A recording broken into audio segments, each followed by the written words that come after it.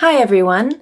In this video, you'll learn about the different pronunciations of the T sound.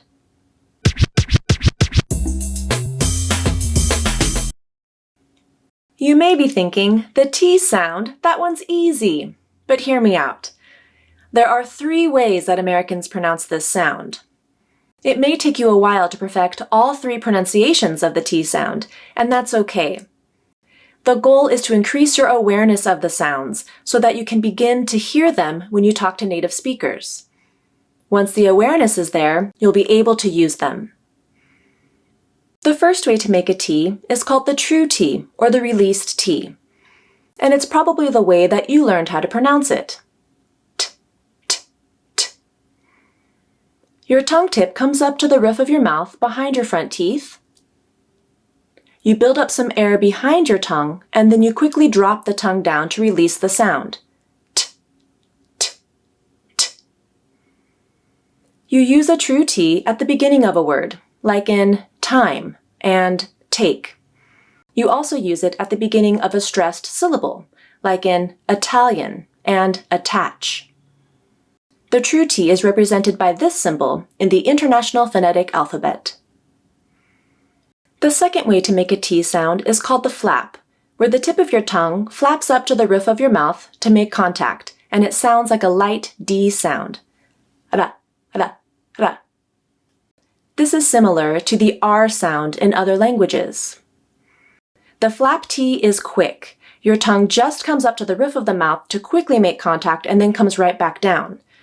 If the tongue makes too much contact with the roof of the mouth, it will sound like a D sound. Here is the IPA symbol for the flap.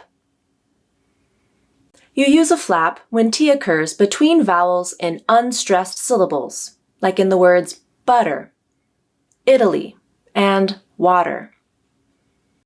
This is also a pronunciation that makes Americans sound different from English speakers in the UK. Americans use a flap in the word water, but British people use a true T. The third way to pronounce a T is called a glottal stop or a glottal T. The glottal stop is made with the vocal cords when they come together quickly to close off the airflow. Say the words uh-oh. You should feel your vocal cords come together quickly to make those sounds. Uh-oh, uh-oh, uh-oh. That's the glottal stop. We use a glottal stop for the T when the letter T comes in the middle of the word and is before a final syllable ending with N, like in cotton, satin, and forgotten. We may also use a glottal stop in place of a T when T comes at the end of a word, like in the word cat. However, it's up to the speaker if they want to use a glottal stop here or the true T, like in cat. Here are some practice words and sentences for each of the T pronunciations. True T or released T. Time, to, take, trash.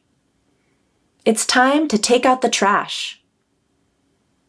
Flap T. Betty, butter. Betty bought a lot of butter. Glottal T. Kit Kat, rotten. The Kit Kat is rotten. Thanks for watching, and let me know if you would like some help with T pronunciations.